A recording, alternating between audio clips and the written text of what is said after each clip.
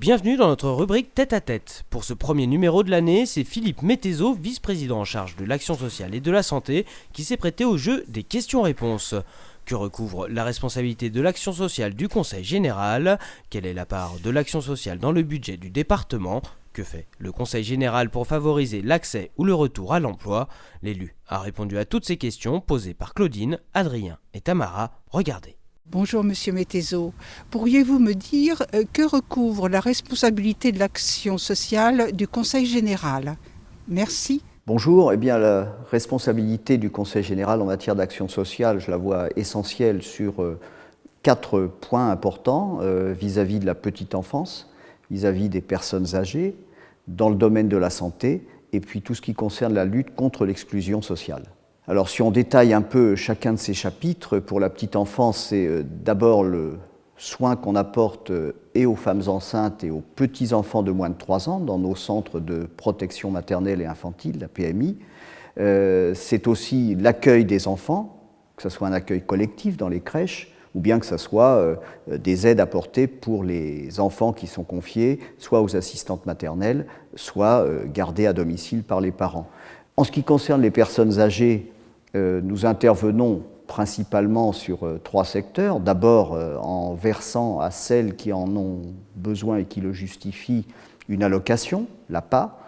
Nous favorisons autant que faire se peut, parce qu'on sait que c'est le désir de beaucoup de gens âgés, leur maintien à domicile et bien sûr l'accueil dans des établissements collectifs type EHPAD. Et il faut, pour eux et pour leur famille, que le Conseil général puisse financer, augmenter le nombre de places, rénover certains de nos EHPAD, et c'est donc une centaine d'établissements avec des statuts divers que nous avons dans le Val d'Oise. Et puis le troisième point important, bien sûr, c'est celui de la santé. Nous intervenons pour la prévention et pour l'information, par exemple prévention des cancers du sein et cancer colorectal. Notre département, notre Conseil général a été pionnier en la matière et il a une action importante. Et puis le quatrième point que j'évoquais, c'est la lutte contre l'exclusion et notamment l'exclusion professionnelle. Quelle est la part de l'action sociale dans le budget du Conseil général?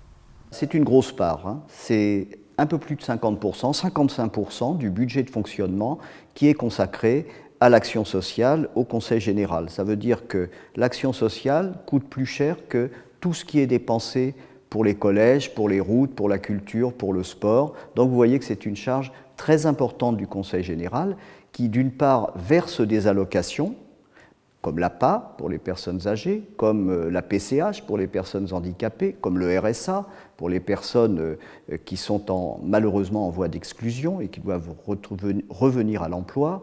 Donc ce montant des allocations, nous n'en décidons pas, c'est le gouvernement qui fixe qui doit en bénéficier et à quel niveau, mais par contre nous le payons avec un engagement de l'État à nos côtés qui malheureusement est très très loin de couvrir les dépenses.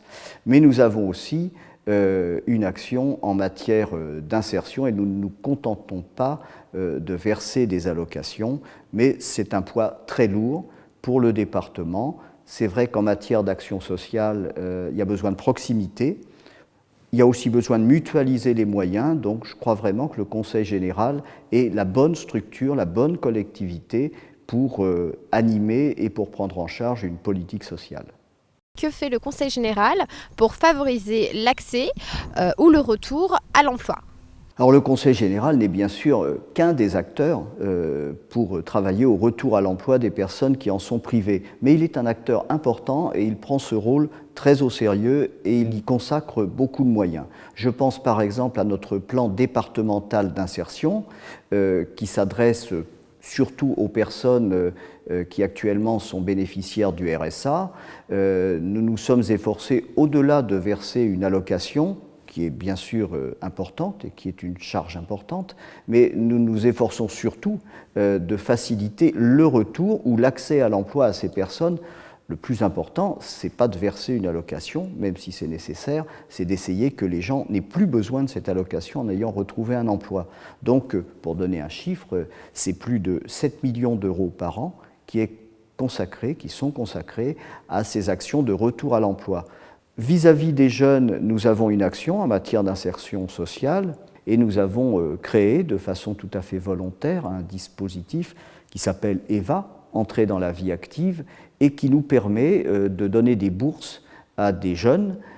La seule condition, mais elle est importante et elle est incontournable, c'est que l'aide qu'ils demandent les conduise forcément à l'emploi à court terme.